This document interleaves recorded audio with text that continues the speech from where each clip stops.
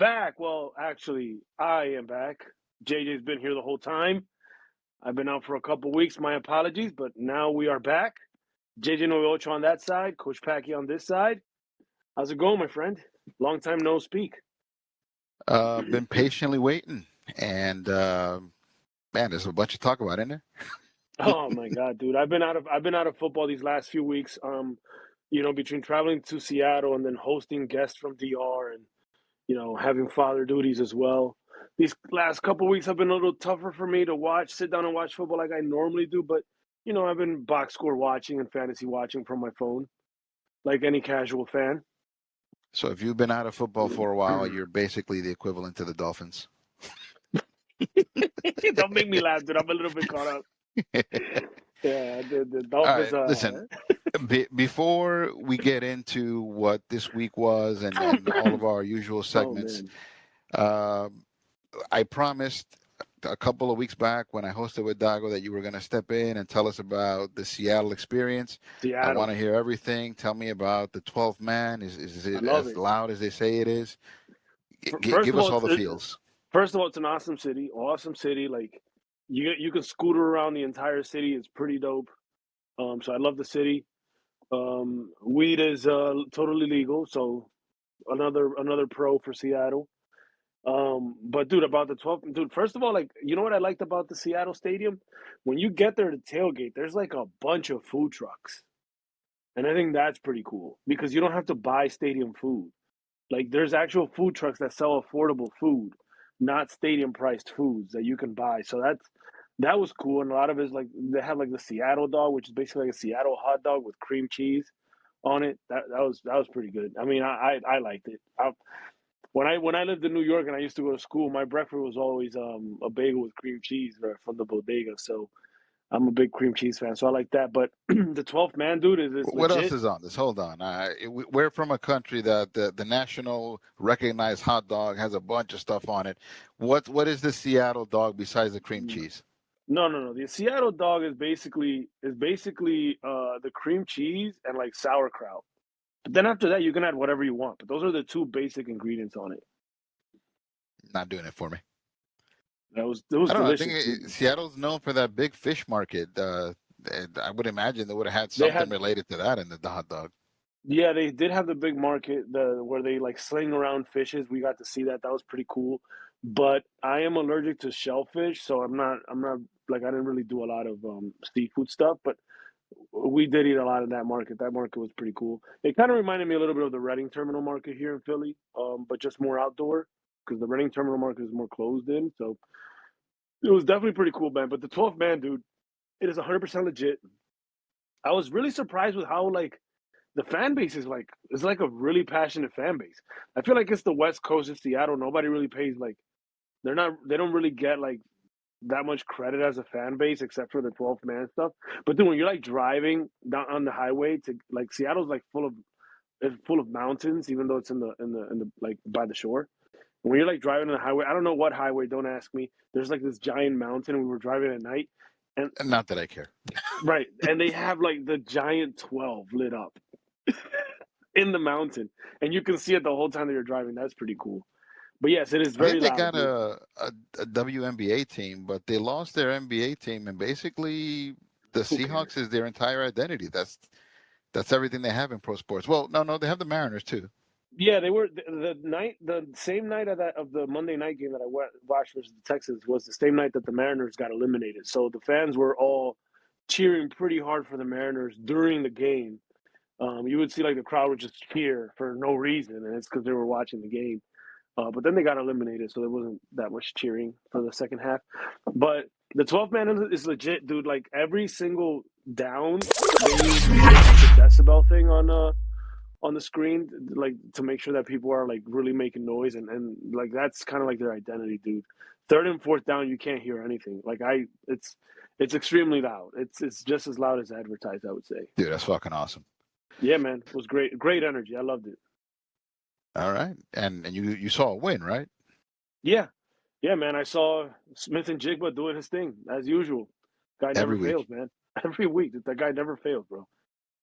I knew I was gonna watch him do something because he wasn't gonna let me down. Every week he does something.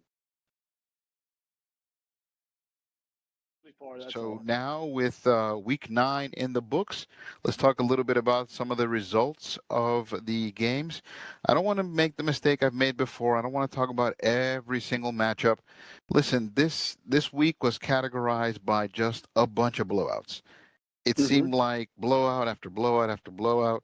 And Pause. you can see that the moment that you saw the schedules.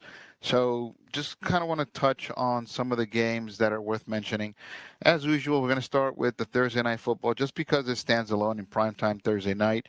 It was the Baltimore Ravens against the Miami Dolphins. The Dolphins did not put up much of a fight this week. Despite all of the talk about the Baltimore Ravens defense being awful and historically bad and everything else, it seems like you just add a little bit of Lamar to the mix, and that's the secret sauce that fixes all ailments. I can honestly say the only thing I'm going to say about this game is I'm not going to say it's never happened, but I personally have never heard commentators on a primetime game call the game in the third quarter. They were like, well, the Dolphins, they're going to be 2-7 after this one. And, they got in the third quarter. I've never seen that. That tells you everything you need to know about that game, dude. And they were right because the Dolphins did end up losing. Now, I want you to keep that thought in mind when I talk about something else coming up. But yeah, there isn't a ton to talk about here. Uh, Tua didn't look great. Didn't throw for any touchdowns. 40 passes, 260 yards, one interception. A big Derrick Henry game. Whenever Lamar is in, Derrick Henry seems to show out. Hmm. Lamar came back after an extended time miss with injury. He throws for 4 touchdowns, and the game goes down 28-6. Not a ton to see there. The following day, the Miami Dolphins, who for a long time had thought that there was no way they were ever getting rid of their general manager, they got rid of Chris Greer. This team just seems to be in a tailspin, and for the foreseeable future, I think they're just mailing it in the rest of the year. They I would sold out on their defensive linemen, send them over to the Eagles. Yeah, this team, they're done. I would love for Omar to comment, preferably in the chat, but also in our chat, to correct me if I'm wrong. But the way that I see it is ownership is basically saying we're firing the GM so we can get a new GM now to prepare us for the draft. Because if we wait till the end of the season, that's precious time that's being lost by the new GM. And we're not going to fire Mike McDaniels now because we don't have anybody to put in as an interim, but we'll definitely fire him as soon as the season is over, and then the new GM can hire his new head coach. So that's what I think happened, and I think that's what's going to happen by the end of the season. Yeah. At some point, the unofficial commentators, when we run out of things to say about fantasy, maybe we start talking about who could be the potential hires going forward. This Mm-hmm. is no, this coach hasn't been fired, so there's only been one coach fired so far. Is the Titans coach, um, and we continue on. I think honestly I've given this game too much thought as it is. All right. Probably one of the most exciting games of the weekend was the Chicago Bears versus the Cincinnati Bengals. Both Yes, sir. exciting on the field, as well as exciting in terms of what happened after the game. Um, Man, the Bengals were really riding high after beating the Steelers in that Thursday night football game, and it seems like they made the wise choice. Going out and getting Flacco. Browning wasn't getting them anything, but this team just can't seem to put it together. When you have one thing, you don't have the other. Flacco threw for 470 yards, four Career high. touchdowns. Career I high. mean, shit, almost 500 yards, career high. Yeah. This might be like approaching all-time records, but 470 yards, 4 touchdowns wasn't enough. They lose in the very end. Um, Shit. The Bears, they Go continue to Bears. surprise me. I didn't think they had it in them. Currently at 5-3. Um, the entire NFC North, they just seem to be in a logjam. Everyone is close, no clear first place, and despite how much you kind of bet against them, the Bears just keep coming through. Yeah, I mean, dude, I mean, we've talked about it before, and everybody, I think that was the big hype with Ben Johnson, the head coach, when the offseason hit, the offensive coordinator from Detroit last year. Clearly, this is all him. He is the MVP of that team. He is the MVP of that entire state at this point, dude. Like that guy is. I mean, I didn't watch a lot of football this weekend, but the Bears highlights were all over my Instagram feed because, like, as a coach, I follow a lot of coaching pages and a lot of like where they snip a lot of plays and stuff and give you ideas. And like the Bears were all over my feed. They had multiple trick plays, multiple gadget plays. Like if you look at the box score, there's 4 different people that threw a pass. And Caleb Williams did not miss any snaps, like because of injury or anything like that.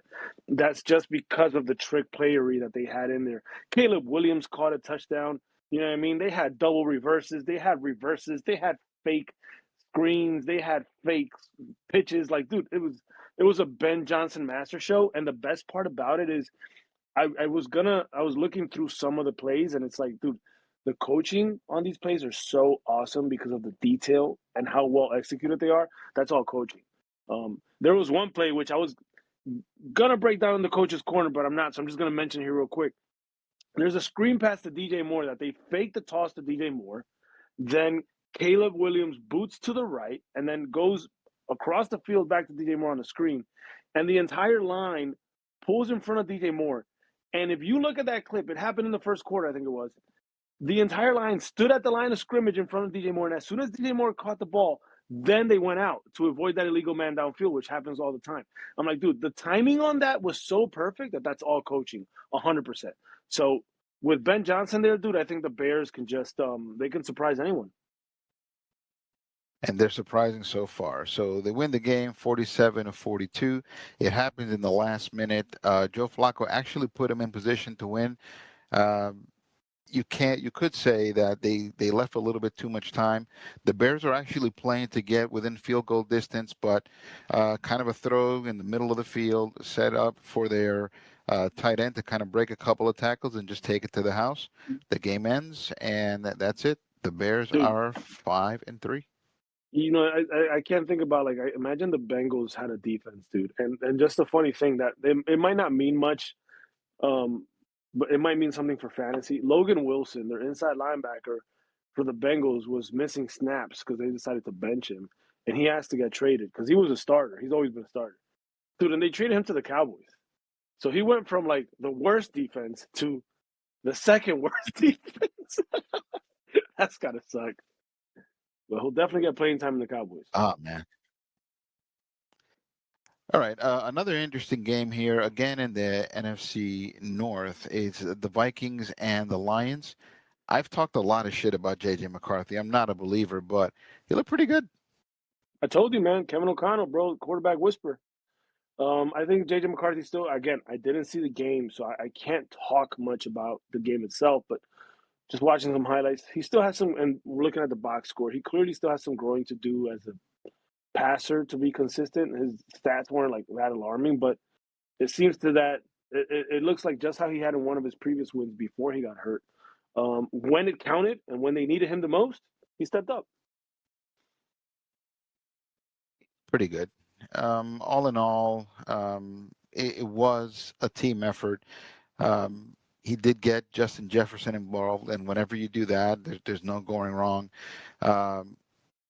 He threw a touchdown to T.J. Hawkinson, but it was on a short field, so it wasn't like anybody in particular lit it up for the offense.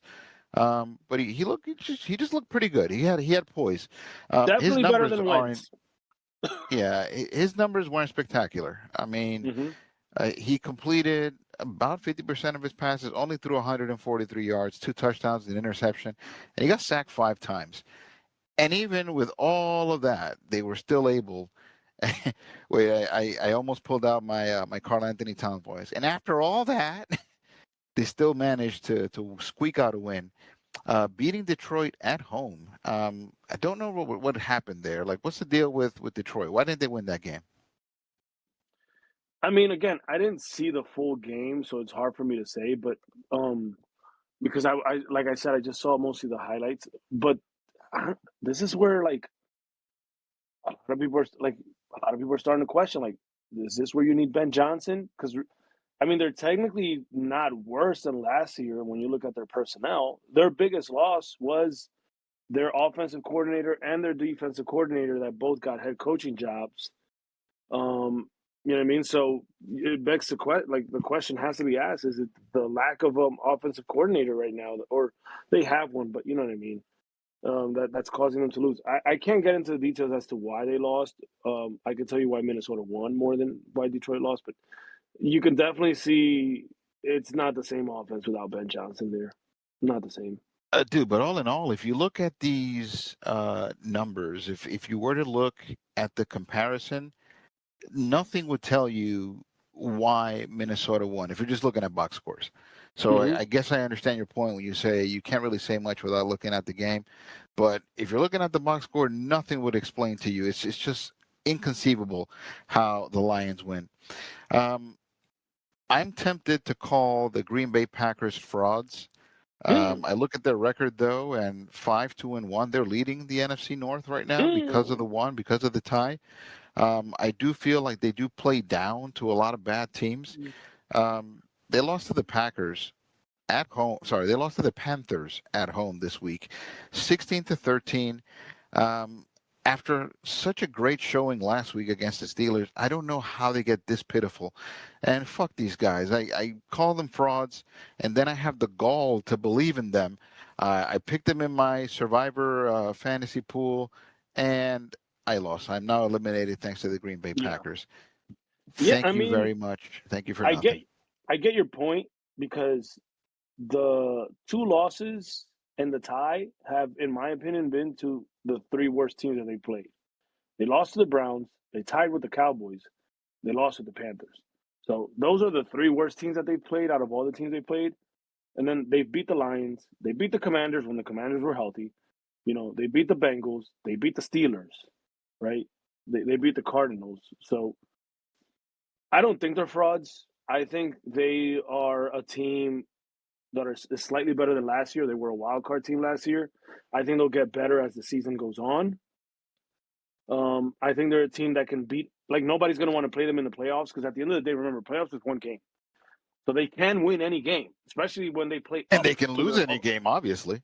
Well, yeah, but they play up to their opponents, right? So like they'll No, I play just said they play down to their opponents.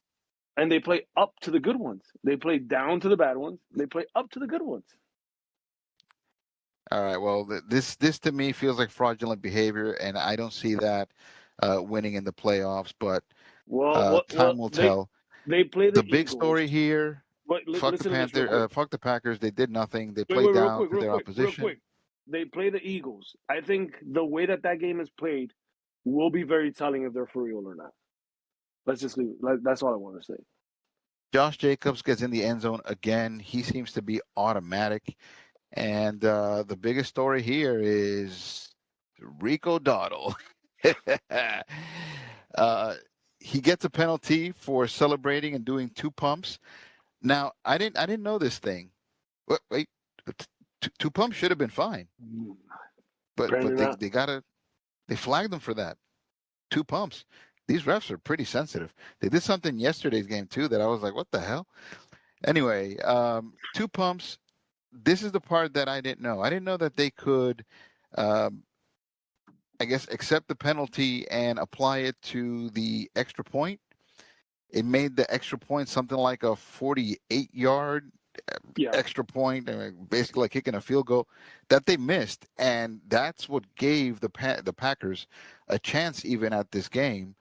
Hmm. But ultimately, it didn't matter. Even though they missed it, the Packers still managed to pull through. And my man Rico Dowdle gets into the end zone twice, two touchdowns, two pumps. I would have loved to see him get a third touchdown and see if he punts it the third time. Yeah, that definitely was an interesting choice to do that. Again, I didn't watch the game, so the situation would have a lot to do with it. But normally, coaches would enforce that on the kickoff. You know what I mean? And then just try to kick it through the end zone and just give them a touchback. Well, Well, I know you they can't do changed that the anymore, kickoff rules now, but so still, there's no benefit to kicking it through the end zone anymore. So they changed the kickoff rules.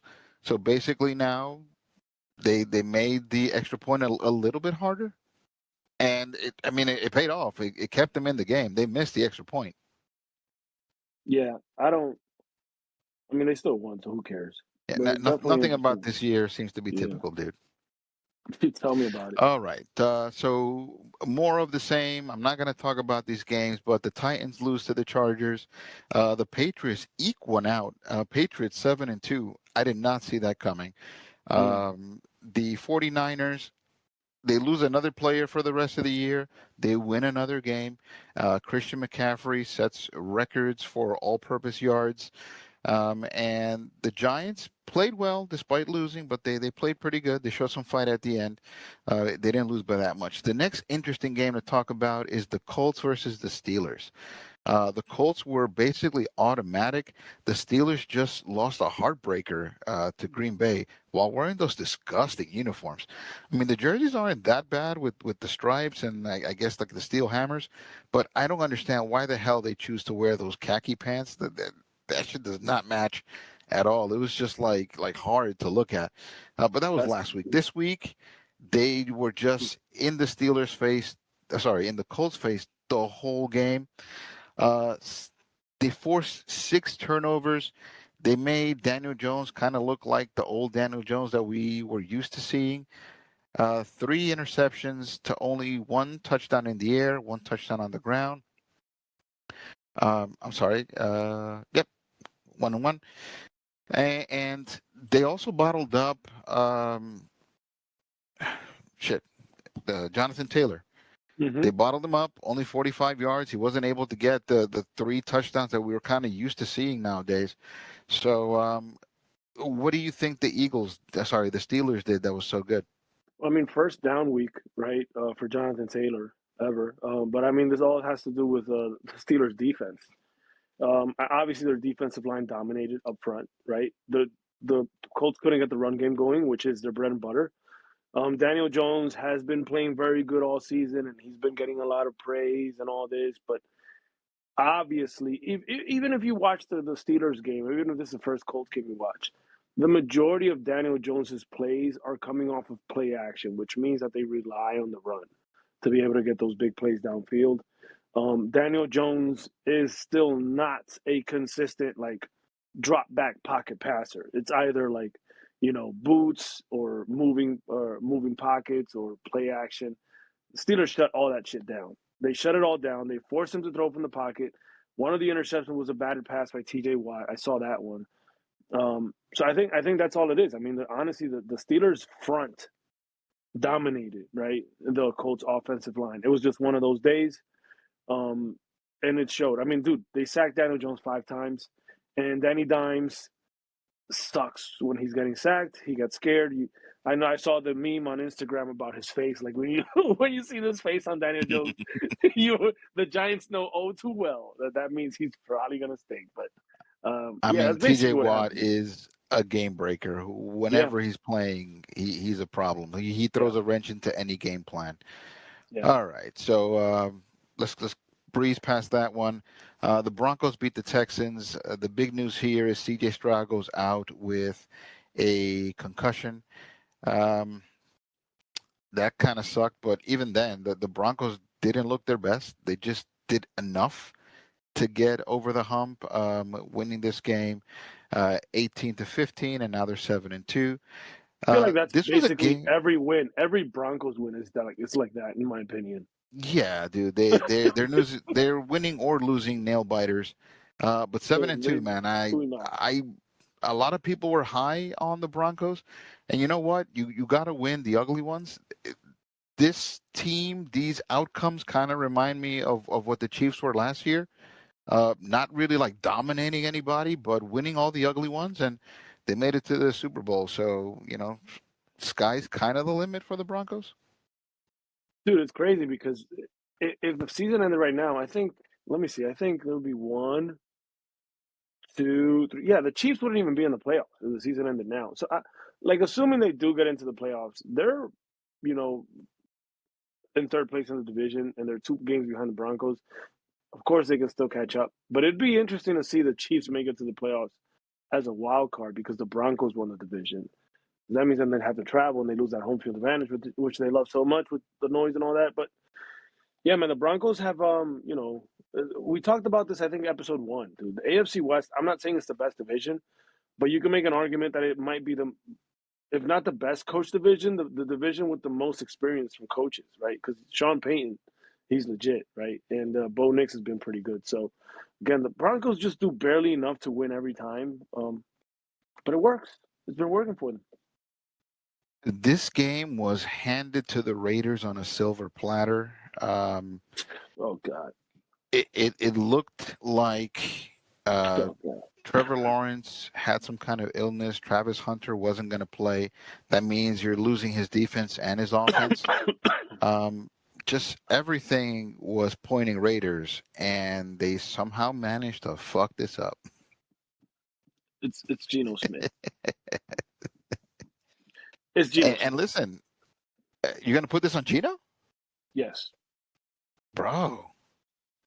I mean, Geno Smith, I don't know if he choked it at the very, very end, but 284 yards, 4 touchdowns. I don't know how much you're blaming Geno Smith. By the way, Brock Bowers makes a hell of a difference. Yeah, I mean, the whole team, difference. Outside of Brock Bowers and Ashton Genty, that whole team sucks. Like, there's nothing on the Raiders besides those 2 players and Max Crosby that you can.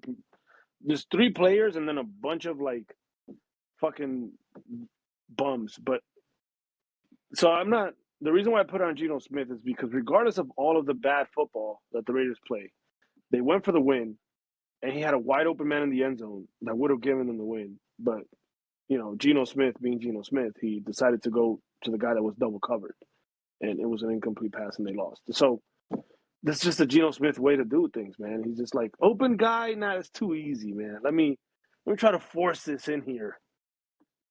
That's the Geno Smith way. Well, like I said, man, this game was tailor-made for them to win it, and somehow they just shit the bed. Suck. The Aints are 1-8, haven't won any games away. The Rams may be contenders. They look legit defense. Puka Nacua comes in. He's a game wrecker, even though last week, like, they were on a bye, but the week before that, when he didn't play, they seemed just fine without him. I mean, scoring like 5 touchdowns. It was amazing. I'm going to put you on the spot real quick. To say about that. I'm going to put you on the spot. Yep. Seahawks or Rams? Seahawks or Rams? I believe more in the Rams. Rams or 49ers? Say again? Rams or 49ers? This year, the Rams. The 49ers are too injured. Okay. No, I don't disagree. In my opinion, they probably win that division. It's hard to tell, man. All right. Game of the week. The closest game, the game that had the most eyes, was the Bills and the Chiefs. Chiefs came into this game at 5-3. The Bills were 5-2. It seemed close enough on paper. The game didn't really play out that close. Once the Bills kind of took the lead, there was no looking back. Allen played well. James Cook came back to James Cook form.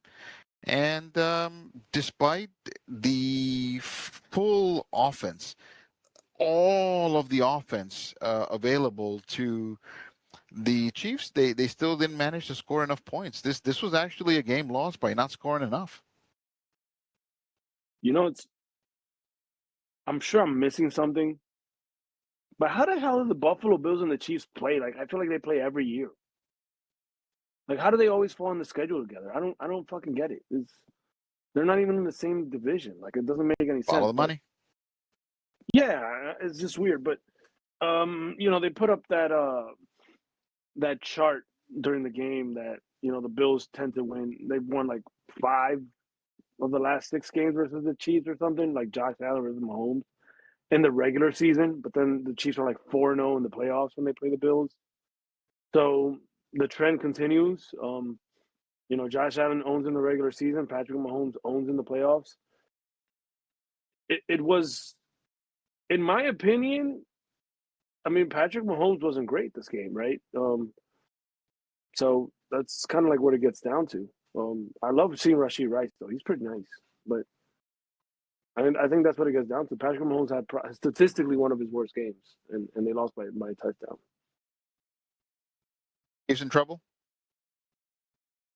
They're in trouble because of the record. I don't think they're in trouble because they're a bad team.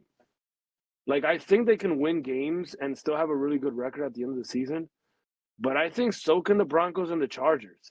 So they need those teams to lose now. And that kind of, when it's out of your control at this point. You get what I'm saying? It's going to get worse for the Chiefs before it gets better. They have the Yeah. Broncos at Denver. Then they're going to play at home against the Colts.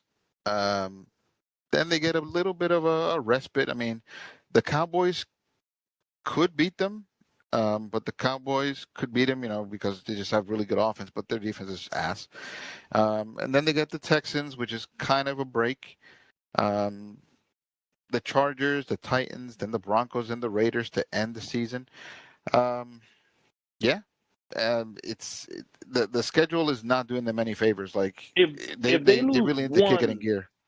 if they lose one of the two Ooh. games left versus the Broncos, it's out of their control, right? Because now they're playing catch up. You know what I mean? So that's kind of like how I see it. Like it's just they can win every game. They can win almost every game from here on out. They're 5-4. They can end up, let's say, 11-6 or 12-5, and still not win the division, because I think the Broncos and the Chargers can also continue to win the same. All right. The Seahawks blew out the Commanders. The story here is that Jalen Daniels gets injured, is going to miss some time. At this point in the week when we're recording this, I'm hearing mixed news. No structural damage, will not require surgery. It wasn't his throwing arm anyway, Right. but his return is still up in the air. May not come back He's the rest of the season. he's not coming back this year. You know, um, I don't know if they made any moves in the trade deadline of significance. So they're not trying to win now. They also aren't selling out for the rest of the year. So I'm not sure where they stand. Not a ton to talk about here, except for the fact that Smith and Jigba again just fucking romped and ran all over the field. Sam Darnold, he's pretty good, huh? Yeah, he's definitely pretty good. Yeah, pretty good. And again, I love the way that they're using him, similar to what Daniel Jones does at the Colts, right? And nobody's been able to figure them out yet. So I really like what they're doing over there in Seattle, dude. They're a fun team to watch, honestly. I feel like all the names on the Seahawks team aren't like sexy names. Like, and Jigba is getting there now, but they're not like headliner names. But they're all fun to watch, to be honest with you. Like, if you put a game, dude, they're a pretty good team. I don't disagree with you. I I feel like I have a lot riding on this team. I in fantasy I got Sam Darnold, Cooper Kupp, and Kenneth Walker. I think I have two of the worser players in that lineup. I mean, Kenneth Walker seems like he's lost. Um, he's getting touches, but he's not making anything happen with him. And then they give all the goal line stuff to Charbonnet. And Cooper Kupp, he's missing games, but even when he plays, he's targeted like less than half of the times as in Jigba. And they completed a trade, did they not? Rashid Shaheed? Yes, sir. Shahid is coming in town. Yeah, I That's a have great him pickup. in fantasy, so maybe that amounts to something.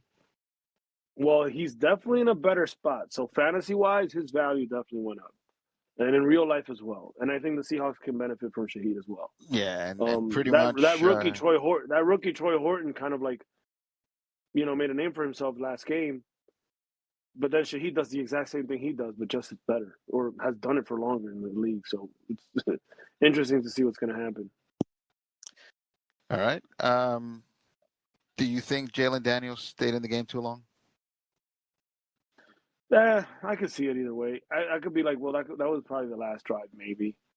Um, but yeah, you could maybe make an argument for it.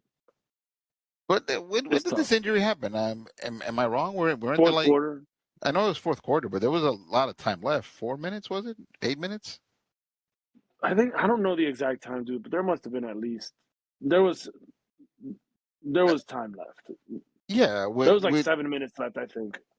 uh, in football, you saw what happened in the 1 o'clock game with the Bears in Cincinnati. Why not keep playing till the end?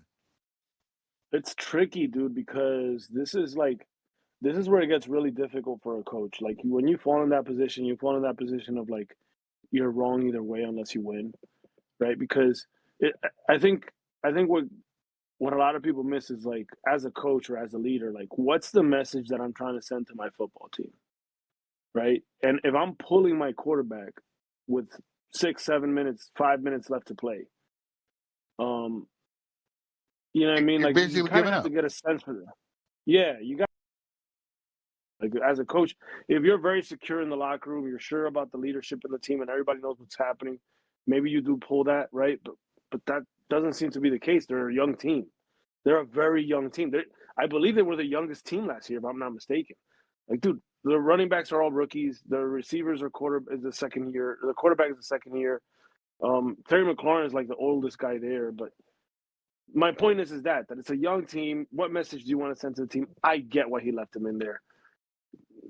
It Yeah, could go either I way. don't disagree. I mean, I think we're on the same side of this. I would have left them in too. Yeah, It's it's football. hard, Anything can man. happen. If we were This inside was the 2 minutes, that's different. You know what I mean? Yeah, this is a goal line play. You're trying to get a score.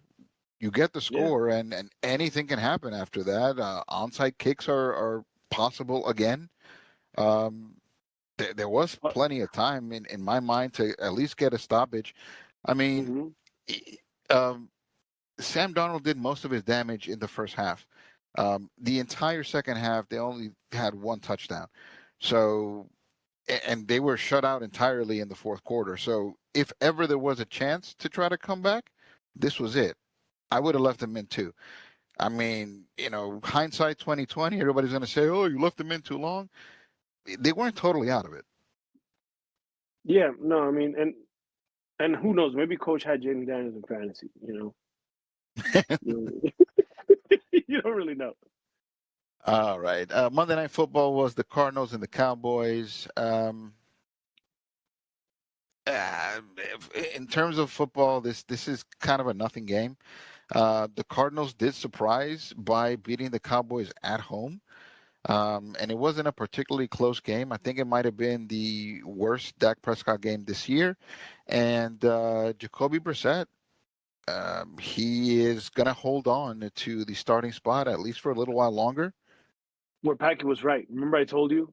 I'm like, I think he's pretty good. I think he's a better passer. You know what I mean? Might not be as dynamic as Kyler Murray, but he can hold it down, and he has. Yeah, Kyler Murray's cooked, man. I don't think he's long for this team anymore. They owe him a ton of money, but I think if they can trade him for anything, they probably would just to get out of that deal, and then start planning for life beyond Kyler Murray. Um, Mhm.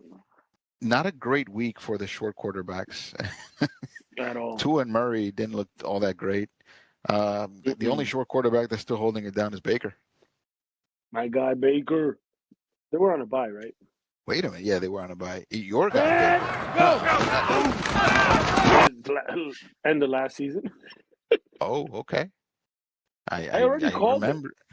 I already called that I was wrong with Baker. I mean, All right, so you he's were fun to wrong watch, means dude. now you can become your guy. All right. I'll I lie. mean, I'm not gonna hold your yeah. feet to the fire too hard. If you already admitted that you I were just, wrong on I, Baker, yeah. I just mean like, dude, his games are so fun to watch. Like I've watched a lot of they are. Baker games this year, so that's why I say my They guy Baker, just 'cause I like to watch him play. That's all it is. they are. All right, so that's week 9 of the NFL. Week 10. Let's see what we got in terms of bye weeks. The Bengals, the Cowboys, the Titans, and the Chiefs are all on bye. So that's going to factor into what we're going to be seeing going forward. Um, Mm-hmm. some of the bigger injuries that occurred this week that are going to affect fantasy. Dude, your team took another L. You lost Tucker Kraft, huh? I didn't lose Tucker Kraft. What are you talking about? I lost Did you have Tucker Tucker? Kraft. I lost Jaden Oh, Daniels. oh, I no, lost oh, Terry McLaurin. well, okay, wow. So not I just lost. Tucker Kraft is what you're saying. Okay. Yes, dude. If you look, Yikes. I have 4 empty spots on my roster right now. If you go into my team, I dropped everybody. They're all. I also had Calvin Ridley, so I had to drop. I had Brandon Ayuk on. How do you say Ayuk? Brandon Ayuk on my IR, and he's still not practicing. So I'm like, fuck it, I give up. Dropped him so I could move Calvin Ridley to the IR to not drop Calvin Ridley because I was hoping he'd get traded and he didn't. So I have 4 empty spots, man. You can drop him too. I dropped 4 empty players, Damn. 4 players. And remember, this is a Oof. week after I lost Cam Scatterboot. Yep. So, dude, it's I, been a rough couple of weeks for me, man. I have a little game coming up towards the end of this, so let's get through our fantasy so we can play the game at the end. All right, so week 9 of the League of Haters kind of went down similar to the NFL. A lot of quote unquote blowouts. The biggest blowout belongs to me, 185 to 109. I beat the Purge by 75.8 points. It was an ass kicking. Like we started kicking that ass and we never looked back. That's got to The be a record for the season, I think. 75 points. I don't know. 187. I think No. The 187, like for overall. I think that's the highest I've seen this year. I uh, dare to say. it's I don't possible. remember anybody. We'd have to go back and do a little bit of research and look it up. But yeah, it was definitely a high score. Um, I Sam Darnold was it? He didn't play until Sunday Night Football, Mm-hmm. um, and I was already like at 150 points, man. And Darnold didn't disappoint. Um, it was a little bit crazy because I ended up sitting Sam Laporta in favor of Rico Dowdle, and I was kind of kicking myself over it, but no, Rico came through. It was actually Aronde Gatson who I should have sat. And I started Sam Darnold when I had the possibility of starting Flacco, but Flacco was showing questionable. I didn't lose too much in terms of fantasy God, you could points. have The you difference, could have made it to 200 points. Jesus Christ! yeah, Holy shit! What a week. yeah. If I would have started Laporta instead of Gatson, yeah, I was right Never on the forget, precipice. Yahoo had you losing and projected you with 116 points. That tells you everything you need to know about these fucking projections, bro. It was a tough week for the Purge. Like I said, Dak Prescott had probably his worst week. Um, CeeDee Lamb didn't get into the end zone. J.K. Dobbins, Kyle Pitts, Zay Flowers all scoring single digits. Mm-hmm. And from the very beginning, it wasn't looking good for him because he only had like 12 points on 2 players after the Thursday night football game. He had Zay Flowers and Tyler Loop only giving him 12.9 points. I had Roquan Smith, a defensive player, gave me 12.5 points. So, um, That's in probably the essence, best defensive player in football right now, fantasy wise. uh, not quite. Depends on who you ask, but yeah, not quite. No, I'm talking about Because fantasy. This is like, look at his points. Like the guy, I think he's done pretty good fantasy wise, except for I know he was hurt, but before he got hurt, I think he was like one of the highest scorers, not the highest scorer. well, Whatever. because of the cheat code, the best player is obviously going to be Travis Hunter. But Mm-hmm. um, yeah, He's hurt. outside of that, he has a chance. Okay, so that was the biggest blowout of the week. After that, screenshots beats Duataloco. Now both teams are 4-5. These are the two teams that I played in the last 2 weeks. I lost to both of them. Um, Mm. it looks like both of them underperformed. Tua Talocoe, yeah, he's basically the Dolphins of this league. He's mailing it in.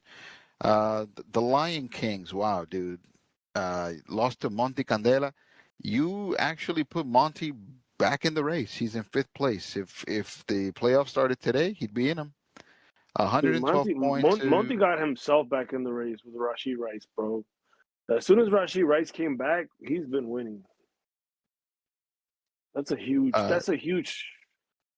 That was so worth it to hold on to. He's so much better than I thought he would be. trending up. The system took a loss this week. They lost to Geeka's team GAD. Basically, the system goes as Jonathan Taylor goes, and Mm-hmm. yeah, Geeka just had one of those memorable weekends for all of time, essentially. Looked pretty good.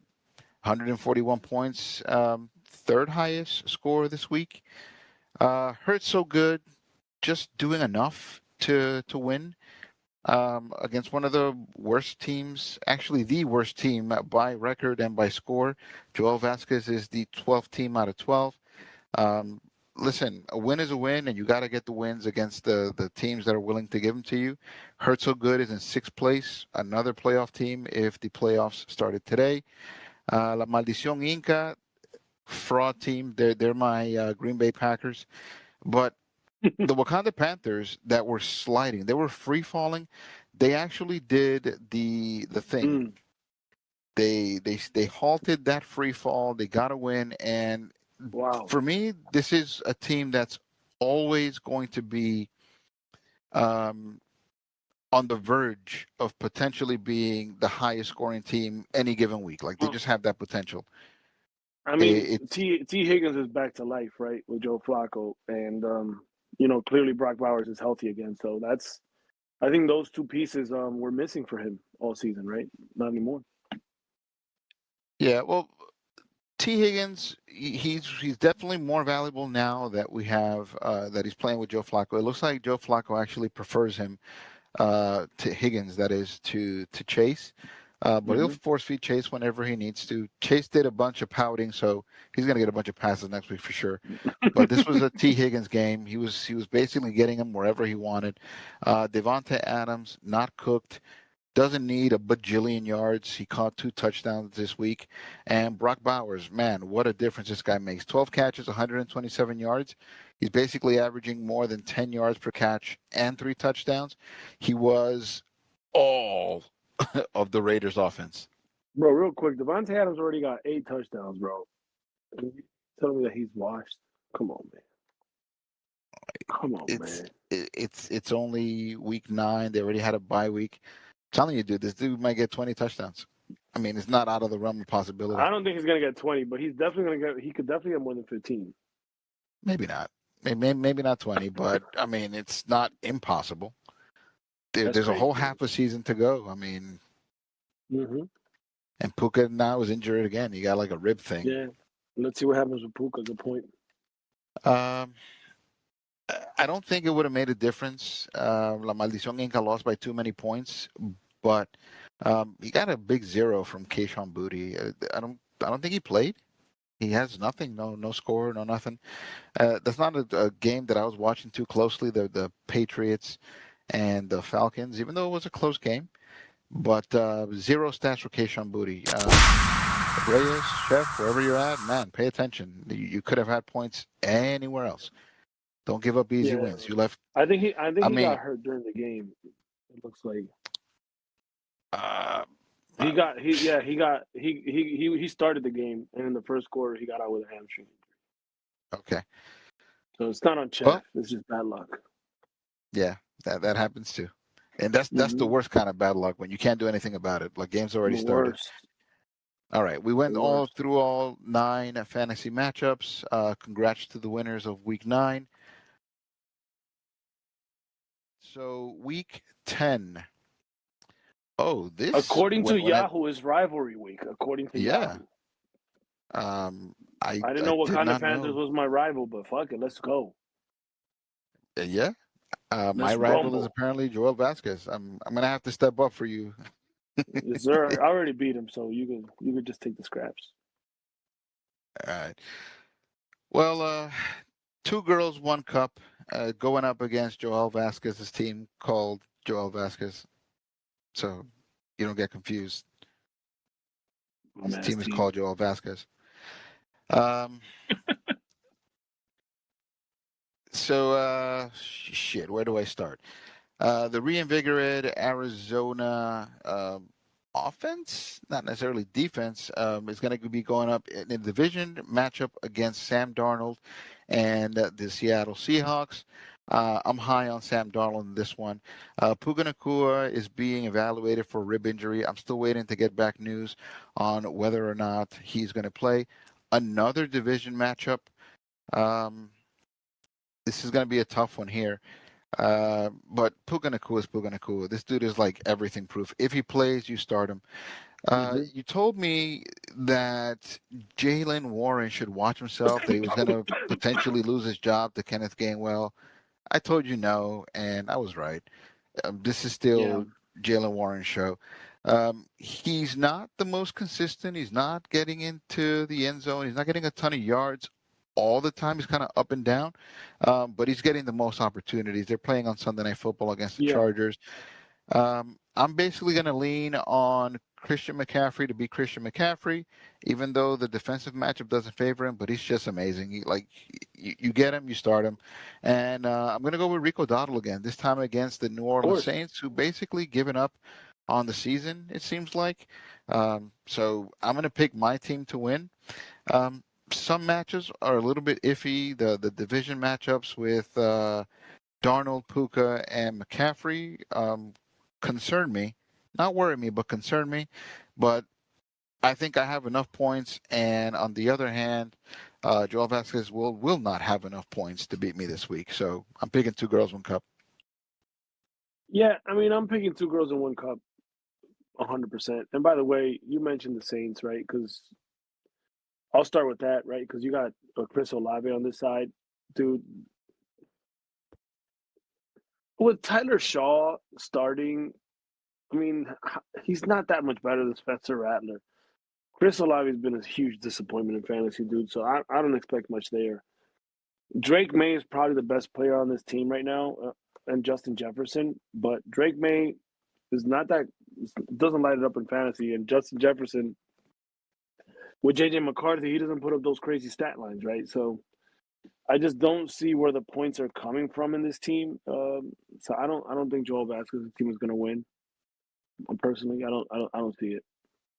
Big May doesn't light it up. He's not going to win the games on his own, but he's pretty Yeah. consistent. He's going to be, I love that he's in still starting Chuba Hubbard that lost his job to Rico Dowdle on the other side that you're starting. So like, dude, come on, man. uh, until we get confirmation that Bucky Irving is a 100% back, and he might be after this bye week, then maybe you go with Irving instead of Chuba Hubbard. But I don't think he has many choices, and the waiver wire is bare. Yeah, man, it's horrible waiver wire. Next game. Tua Talocoe going up against the Purge. The Purge, I beat them Hmm. this week. They are the 11th worst team by record compared to Tua Talocoe. Um, honestly, I'm picking the Purge because they do have potential to score more points. Wait a minute. I'm sorry. Bucky Irving is on the Purge. I don't know why I thought he was on Joe Vasquez's Mm-hmm. team. That is my bad. Um, anyway, they're going to be hurt by the fact that Dak Prescott and CeeDee Lamb are going to be off on bye. Those are two of the highest scorers on this team. I am expecting a big game from Kyron Williams. Um, I have little to no faith in any of the teams over on the Tuatalocoe side, so that's why I'm going to go with this team. Xavier Worthy's on bye. Tua and Waddle are expected to play in the rain. I'll leave that discussion up to you, but essentially, I'm going to go with the Purge this week. I think they have the potential to score high. Um, without Prescott, without Lamb, they're not going to figure amongst the highest scorers, but I think they do just enough to get him past Tuatalocoe. I, I don't think they need much. They might even win without starting Dak Prescott or CeeDee Lamb. To be honest with you, I'm obviously picking the Purge. The Dolphins are playing Buffalo. See. I don't see how Miami's going to. put up fantasy points in this one. And you have to mention the Dolphins because you got Tua and you got Jalen Waddle in there, and then you got Xavier Worthy on bye, which is probably. I mean, he hasn't been great anyways. You're counting on Woody Marks, which was a waiver wire pickup. He hasn't been. Eh. I mean, you're basically, dude. He's starting both Woody Marks and Nick Chubb, which is No, he's not going to start basically him. Saquon Barkley was on bye last week, so okay. he's on the bench right now, but he's going to come back to the starting lineup. All right. Well, I guess Amika Buka can come back up in there as well. I still don't see it. Yeah, they're Um, gonna lose too much with Tua and Waddle this week. The defense is too strong, and they're and projecting Xavier rain for Worthy, this Saturday, DJ and Moore. they're I on the don't. road, and it's DJ cold. Moore hasn't been great. DJ Moore hasn't been great. He put up more fantasy points because he had a touchdown pass. But I don't know, man. I don't like this team at all. The way that it's shaping up. I'm going with the DJ perch. Moore is falling on the scale of options for the Bears. Isaiah Likely, is this guy even a thing anymore? Why are you starting him? He was hurt. He came back. He's supposed to be, he's supposed to have a role on that team. We'll see. But he I hasn't don't know what proved it that yet. role is. He's coming fresh from injury, basically. He's only played a couple games. Yeah, I think you said at the beginning of this season that essentially anything that would have previously gone to a tight end is essentially being thrown up to DeAndre Hopkins. So Hmm. I don't expect a ton of offense coming from the tight ends of the Baltimore Ravens. You can drop either one of them if you own them, They're touchdown dependent. and they're not getting many touchdowns. Right. All right. Next, I have the Lion Kings, currently at 4-5, ninth place overall, Hmm. against another 4-5 team, the Wakanda Panthers. Dude, I'm sorry to pick against you, but it's like, You always do. and I'm always sorry, and I'm gonna do it again. It's just too many injuries to overcome, dude. Like at first, you were a team that got auto drafted, and then you made a lot of shrewd moves, and props for that. You put yourself in a position where you can compete, but then injury upon injury upon injury. Um, you made room for whoever you're going to pick up, which I don't know who that's going to be. There's not a ton of options. Uh, I have like 7 waiver wire picks, like to add on. yeah, And doesn't mean that they're great options, but it's just kind of like something's got to, just at least one of them's got to hit.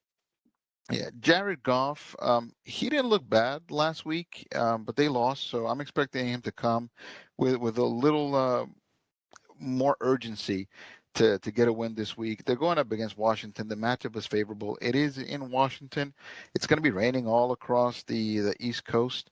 That includes Washington. So I don't know if it's going to be too much of a passing game. They can basically do it all on the ground and still have a lot of success. But Jared Goff, I see him motivated to win. Devontae Adams, like you said, you mentioned touchdown dependent, but this is a dude that has the potential to get, in my opinion, upwards of Oh yeah. 18, maybe even 20 touchdowns. Um, I, I almost assume that he's going to get a touchdown every week, even if he doesn't get a ton of yards. Stephon Diggs, I like how he looks. He's not going to be in a favorable matchup against Tampa Bay, but I like the hookup between him and Drake May. And if Kayshon Boutte is going to miss more time, that means Stephon Diggs is going to feature more. David Montgomery, I already told you, if they're going to play on the ground, he's going to benefit from a lot of touches. Brock Bowers is back. Dude, this top five is going to be tough for anybody. And then when you go to the flexes, he's flexing Derrick Henry. I'm sorry, dude. Wakanda Panthers, when they're at full strength, they're a really scary team. I got the Panthers this week. No, I get it. I mean, it's hard for me to see how I'm going to win this matchup, but I have to bet on myself. Dude, it's funny if you look at my bench. I have 2 players on my bench, and they're both on bye, and everything Mm. is empty. So I'll probably start something that I And pick up from Pollard the is waiver kind of a wire. wash, but Javonte Williams, he's a high scorer for you. So him being on by Yeah, that really hurts. and I need him now more than ever because Bam Knight got relegated back to secondary role, and Kamani Vidal was like he was supposed to be the starter. He had a great game, great couple games, and then all of a sudden they put him in a split with some other dude named Patterson or whatever. So I don't know what to expect from him. And then Brian Thomas got hurt, so I don't know if he's playing. So I need to pick up people to have to start for Brian Thomas, and I probably need to replace Bam Knight. So we'll see what happens after the waiver wire. My team is not finished. I totally get it. I don't see how I'm going to win it, but if I'm going to be optimistic, Nico Collins is playing Jacksonville, so maybe he'll. I mean, but there's no C.J. Stroud. Jesus Christ. We'll see what happens. Maybe Quinshon Judkins will have a good game against the Jets. The Jets traded away half their defense, so maybe he gives me a big game, right? And I had to pick up David Njoku at tight end. Maybe he gives me a big game as well against the Jets because I lost my tight end, and maybe Vidal gets a shot again at start. It's a bunch of maybes. So I'm playing hope. I'm playing hope fantasy right now and see what happens. But I totally get it why Wakanda would be the guy. Yeah, he's definitely the favorite over you this week. Mm-hmm. Again, I hate picking against you. I need you to hold teams like that at bay to give me a higher Mm-hmm. chance. By the way, your boy is Yeah, currently in second place. There is a very big that means there's a nothing. there's a glut in our fantasy of teams that are either 5-4 or 4-5. So one bad week swings the Yeah, the the that means nothing. rankings wildly.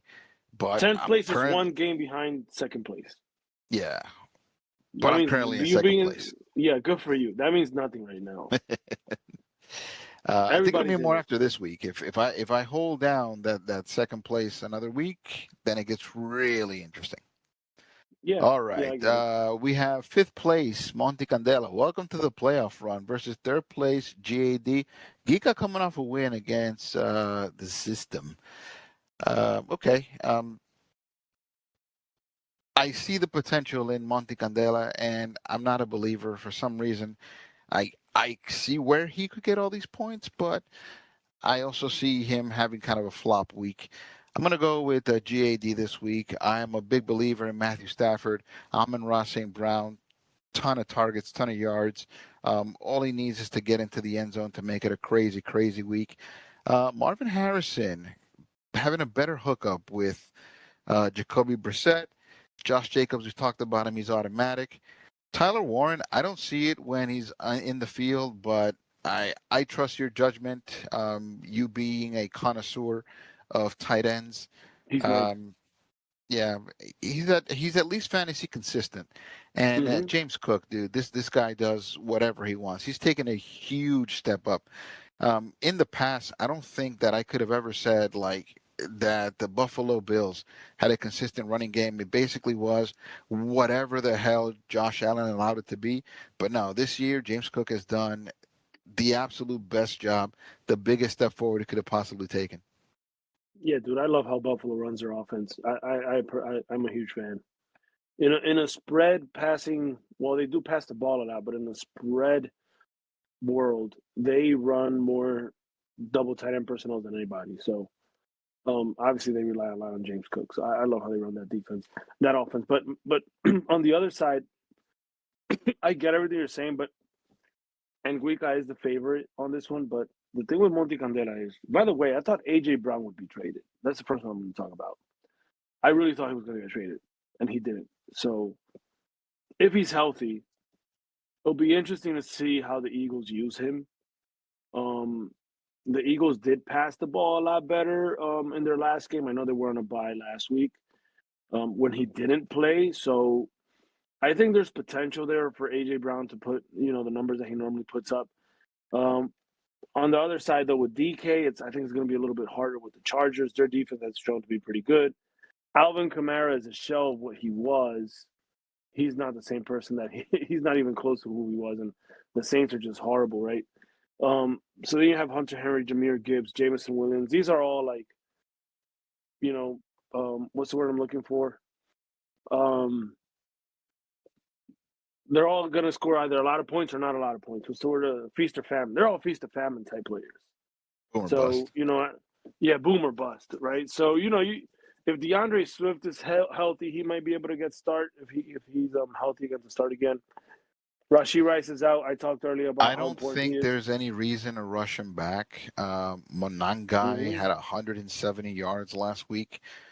He did great, and they're going up against the Giants, who are not the best defense. Mm-hmm. They're pretty decent pass rush, but you can run on them. So if he's anywhere near not being 100% healthy, yeah, I think he sits another week.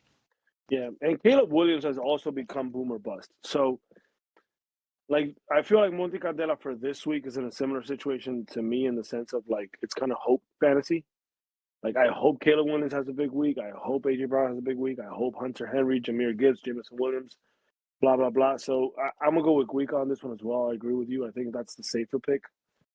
Um, based on just the consistency of his players. Yeah. Jameer Gibbs, though, he's everything proof. You have him, you start him. Oh, 100%. But he's become boomer bust lately. If you look at his last few weeks, they're using David Montgomery more, and that's why. Like the touches have has changed, and that's kind of normal with them. They bring David Montgomery in as the season progresses. So we'll see. I don't know if I am if I have the touch, as they say, when it comes to picking a cousin Juan team, but this week I'm going to go with Hurts So Good. Mm. Um, You know I he's I gonna like you what know I he's gonna say something in the group chat. He's gonna be like, don't pick me now or something like that. well I don't know. I can't win, so I might as well just go with what I feel. I just see more opportunity on this side. I mentioned before that the Buffalo Miami game is going to be a rain game in Mm-hmm. Buffalo when it's cold. So I'm thinking there's not going to be a ton of passing. A lot of the offense is going to go through Devon A. Chain.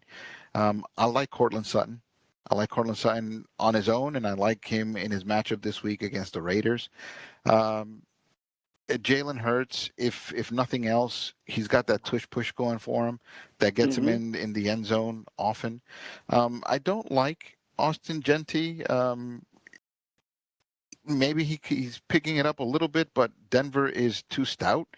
And Yeah, George Kittle, um, I don't remember what he did he's back. this He past he week. he played last week. He's He's back. Oh yeah, he's been um, back. Whoa. Yeah. He traded for George Kittle, and when he traded, this was the week after the zero, traded with Monte Candela, and the week after the zero, he got into the end zone. This week he played against the Giants. I don't remember his numbers, but the matchups, the division matchups, they favor a lot of these players. Um, the player that I'm not feeling is Jawan Jennings, but I mean, the San Francisco is so depleted that there isn't a ton else to look for there in terms of offense. Mm-hmm. And looking down the line at the potential bench of Hurts So Good as of right now, I don't see anyone else kind of stepping up. Um, as currently constructed, if this is a team you're starting, you have a better chance, more secure points, in my opinion, than La Maldición Inca. I'm going to go with Hurts So Good this week. He's really going to light a fire under me to stay in second place. Um, and listen, like you said, there's a log jam at 5-4. A lot of 5-4 teams are going to be matching up this week, and this is going to make some separation. If Hurts So Good wins, he probably jumps up to like fourth place and replaces Maldición Inca. It's crazy. Yeah, this is a tough one because even though the projections have hurt so good, so overwhelmingly favored, I think this is a really tight one. I'm really curious to see what Jordan Love does versus the Eagles. He played pretty good when they played last year in the playoffs. So I'm curious to see what happens with that because I think that's going to be telling because you got Smith and Jigba every week, bro. Like you know what I mean. Drake London's been good, but now he's playing the Colts that got Sauce. They got Sauce. We'll see what happens with that, right? You can RJ never have too much Harvey, sauce. RJ Harvey is like slowly getting ramped up in the offense and becoming fantasy relevant, right? He's coming on, yeah. Colston Loveland is supposedly the favorite waiver wire pickup of every waiver wire favorite online, and this guy already has them, right? So again, Quentin Johnson had an off week, and then he came back last week, scored. Well, not last week, this past weekend, better said, scored a touchdown once again. You know, They Jordan spread the Mason love. versus, you know what I mean? I'm just saying, like, I feel like this is a very, very even matchup. Um, I personally don't know who to pick on this one. I'm going to go with Hurts so good also, simply because of Jalen Hurts. And I'm in Philly. I'm gonna be frank with you. But After the I am, first yeah, no, go ahead. Go ahead. Yeah, after the first three, the rest of them are a prayer. Jordan Love, Smith and Jigba, and Drake London, those are your sure things. Everyone after that is a prayer. R.J. Harvey, Quentin Johnson to put 2 weeks back to back and consecutive. Um, Aaron Jones is back, so Jordan Mason's touches are cutting back. Aaron Jones actually had the better game run-wise, opportunity-wise. He did the Mm-hmm. most with his touches, even though he left at halftime with an injury. Um, I don't know if he's back, if it's going to be the Jordan Mason show, but he took a step back the moment Aaron Jones is back. And they're going to suffer a lot from not having Patrick Mahomes and Jake Ferguson this week. So, yeah, after the top three, they're top heavy, like LeBron said one time. After that top three, I don't trust any of the other ones. Yeah, they can I, have a good week, I, but they can also have an awful week. yeah, I'm picking Hurts so good too. I just think this game is going to be a lot closer to what is projected. And that's always the case with the Cousin Juan team. They're always Mm-hmm. closer than they need to be. Not his fault. They're just closer than they Mm-hmm. need to be. That's how people perform. All right. The system is facing off. The system is in first place, 7-2. They're going up against Screenshots, 4-5.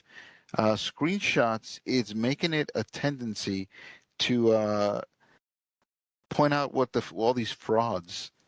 He's the truth enforcer for a reason. At 4-5, eighth seed overall right now. He has Josh Allen against Miami. I love everything Josh Allen. It's a rain game. I can't state this enough. And I'm expecting him to have a big game on the ground. Uh, but Josh Allen has a tendency to play down to bad teams. So he might not meet that projection of 21 points that is coming up there.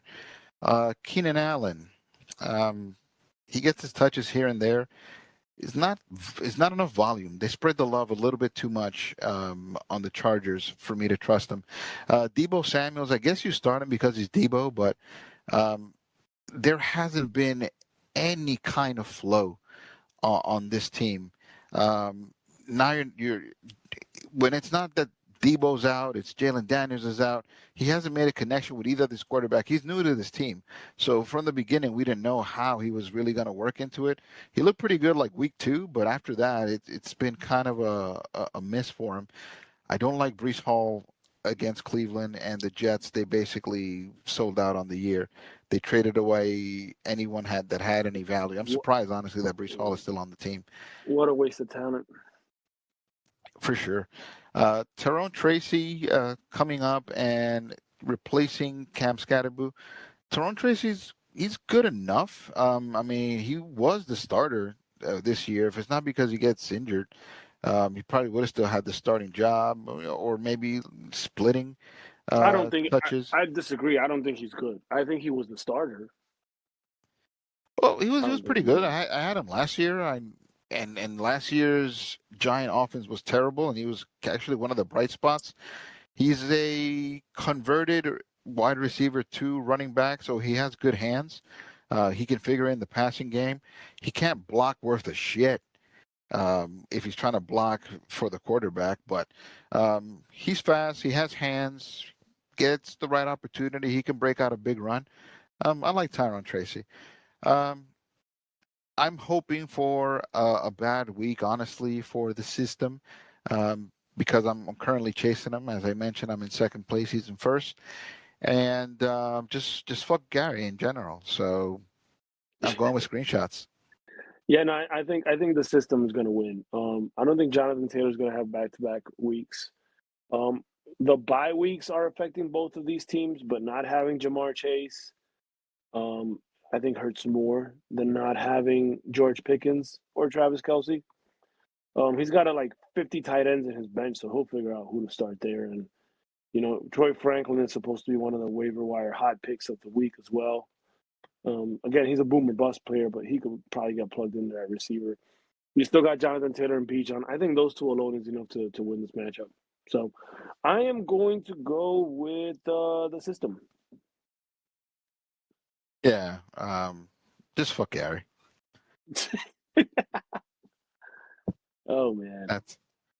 And that's my man. Love you, Gary. But fuck Gary.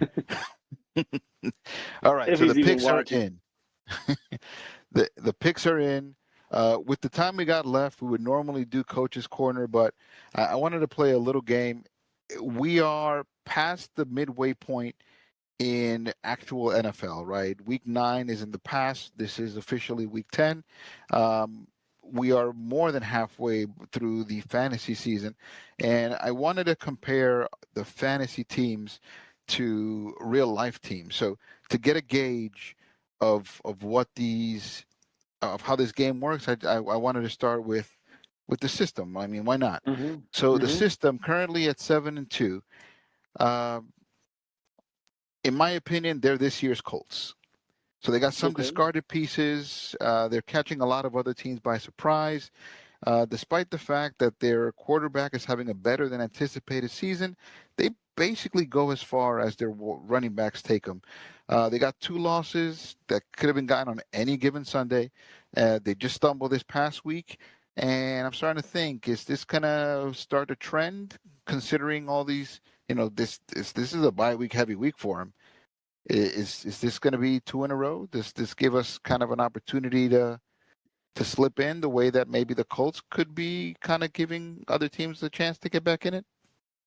I like that comparison, and they have the same record as the Colts. And the Colts had also 2 surprising losses, and they're very reliant on their run game because it's not just Jonathan Taylor; it's also Bijan as well. So I like that's a fair comparison.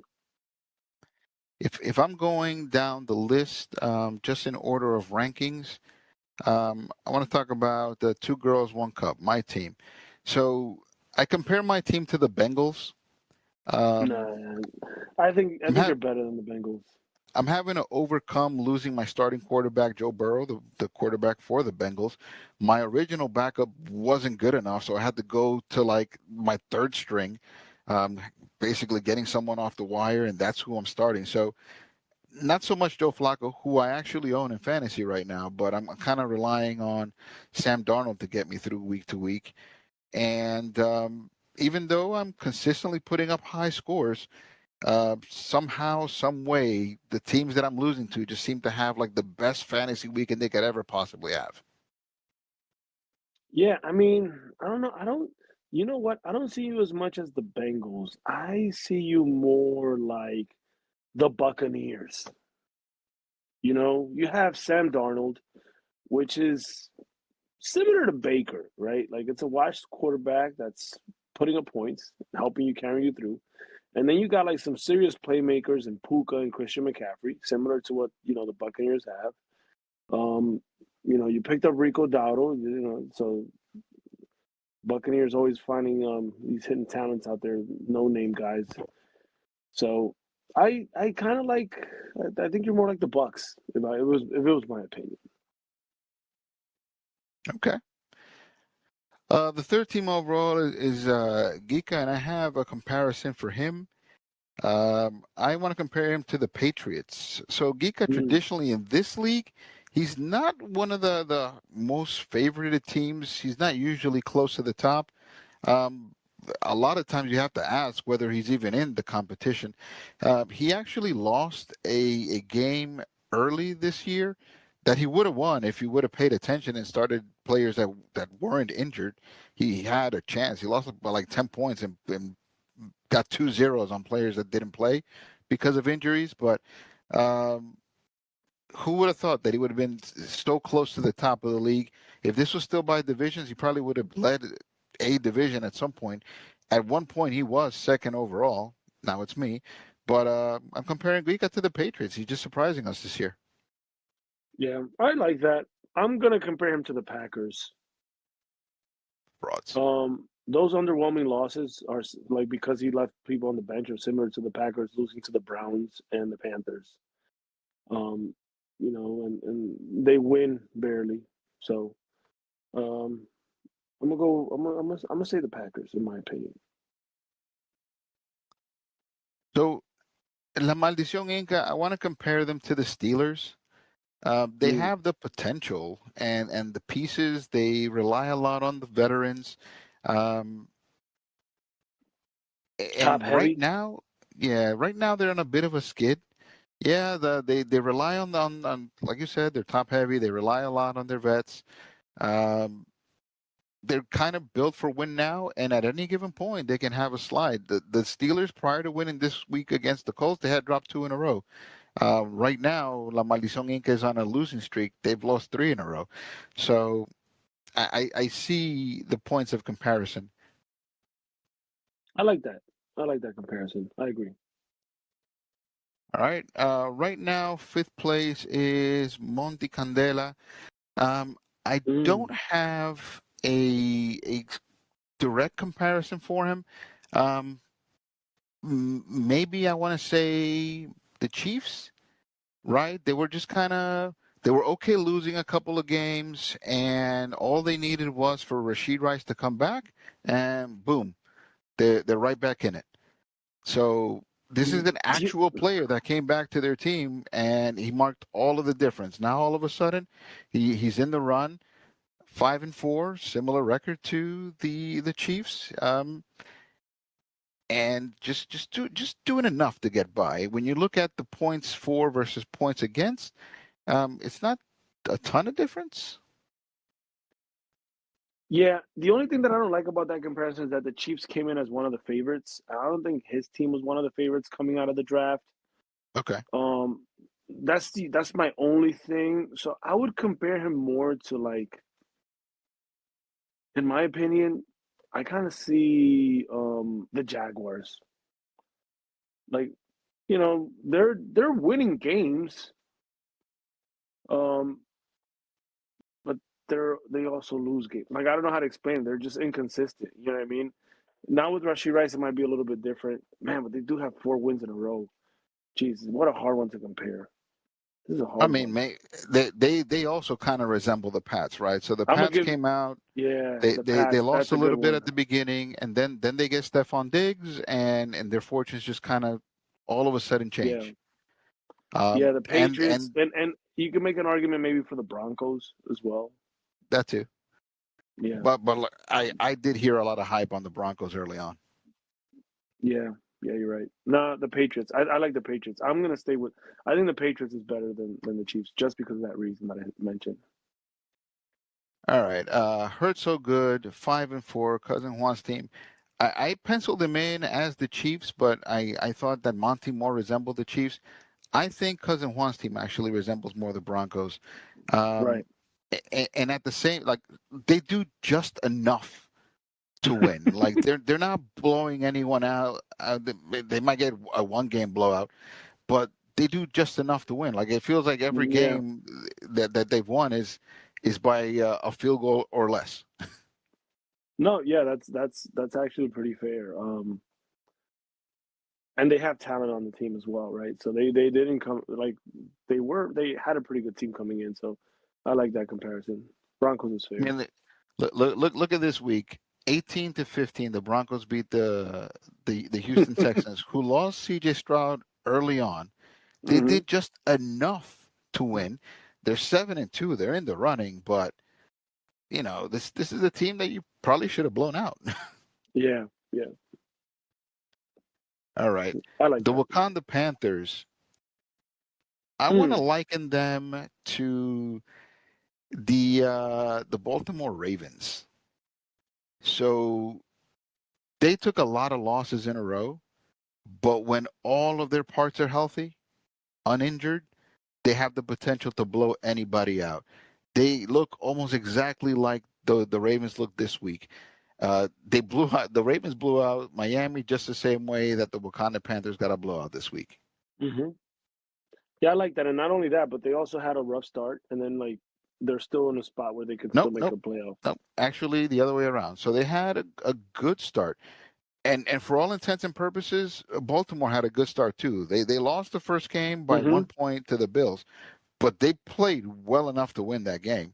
They won the following game after that, and then Lamar gets hurt. Um, the Panthers were actually 3-0 at 1 point, and then they went on a slide. They finally Hmm. stopped that slide by getting a win. But yeah, they look to me just like that, just like the Okay. Panthers, just like the Ravens. I'm sorry. Hmm. Okay. I like that. All right. Right after them, I got screenshots. This is Daryl's team currently at 4-5. I want to compare them to the Panthers. So they're a flawed team with potential, and they basically exist to point out the frauds. So I already started calling the Packers frauds before, but the Panthers, like, they just solidified the idea that they're frauds. And what better team for the truth enforcer than a team that points out what the frauds are? So Yeah. I'm thinking that screenshots 2024 Daryl's team is the Panthers. At first, I thought my team was more like the Panthers simply because my team came in with no expectation and have won some games surprisingly. But I like your comparison better to him for the Panthers. Well, funny enough, your team is next, and I gotta compare them either to the Commanders or the Giants. I'm thinking more the Giants based on the fact that you came in with no expectations. So you auto drafted, you didn't like your draft, you thought they were pretty weak, you only had one running back, and that's similar to how the Giants came in here, right? The Giants draft, people were like, "Who the hell are these guys? Why are they drafting Jackson Dart so high?" Hmm. But at some point, you turned up the excitement, and you were starting to figure as a team that was gonna start winning games. You were starting to look like a favorite in head-to-head matchups, and then the injuries started to mount, just like the Giants. Neighbors, Scatterbo, on and on and on. The list just keeps piling up.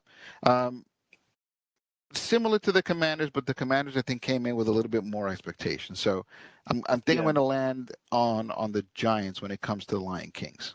I'm gonna go with Commanders simply because I was well now my team is empty now, but just a weekend ago my team was so young. You know what I mean? Like I relied a lot on first and second year players. The So Giants are young. th- similar to the Commanders. Yeah, the Giants are young too. But the Commanders are younger. Um, Okay. it's what it is. Weird hill to die on, but all right. I'll let it rock.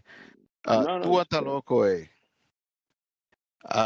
This team had That's the the Dolphins. I first. mean, they're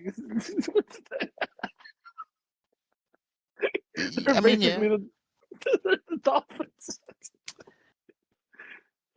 Uh, yeah, yeah. They're basically the Dolphins. But they had the first pick overall, I like don't the even think he's Titans offended did. by that. I don't think he's offended by that either. Uh, Probably not. I was going to call them the Titans. So first Oh, pick overall that's for both of offensive. them. That's fighting words. Yeah, they won a game that they have no business winning. They're currently at 4-5. How they got there beats me. They're allowing more points than they're putting up, and yeah, I don't think either comparison is too far off. Whether you get offended or not, that's a prerogative thing. But you're calling them the Dolphins. I'm saying the Titans. I see similarities in both.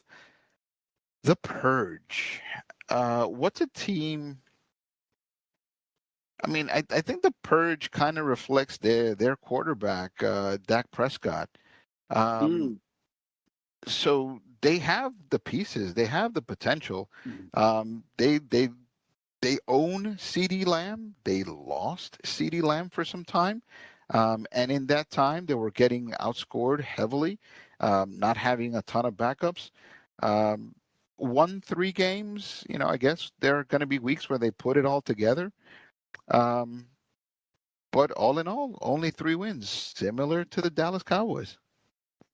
Yeah, I like that. The purge could either be the Cowboys or the Bengals. Either one. I'm Uh, cool with either one. I don't know about the Bengals. If they're not the Cowboys, shit, I had another team in mind, and it totally slipped my mind right now.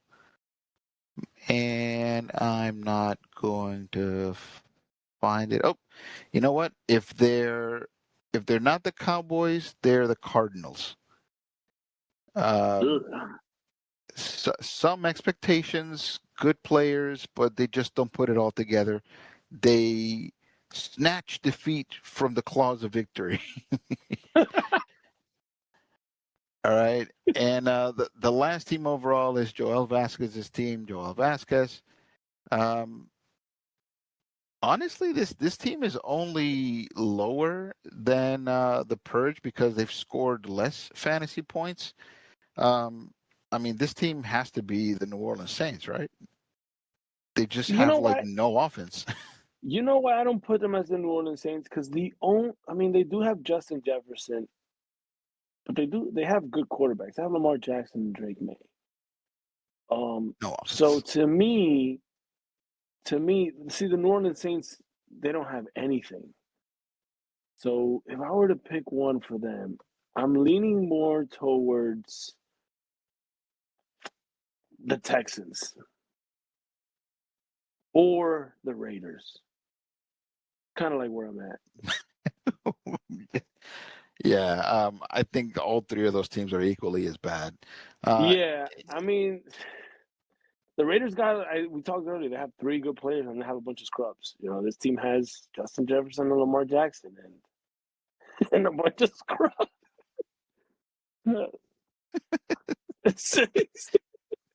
uh, you know what? Joel Vasquez's team is not the worst defense, so I kind of like a team that has defense but no offense. So I'm leaning. I immediately thought the New Orleans Saints, but I'm kind of seeing what you're saying with the Raiders too. Could be either one of those. You know, the hmm Titans have a tendency to kind of keep it close, and maybe their offense is kind of coming on. So I don't know if I call them the Titans, but yeah. All right. Well, this was fun. This is just hmm something I was thinking about as I was watching some of the games and some of the outcomes, and some of the ways that you'll be winning a game similar to the Bengals, and then they just kind of steal it from you, just take it, and I see how the Panthers over here are exposing frauds, and I was like, that has to be a reflection of Daryl's team.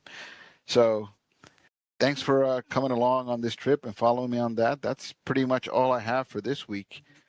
Anything else Yeah. you want to add, Pack? No, I need to get on a win streak, man. That's all. But I'm tired, man. I'm pretty pretty tired.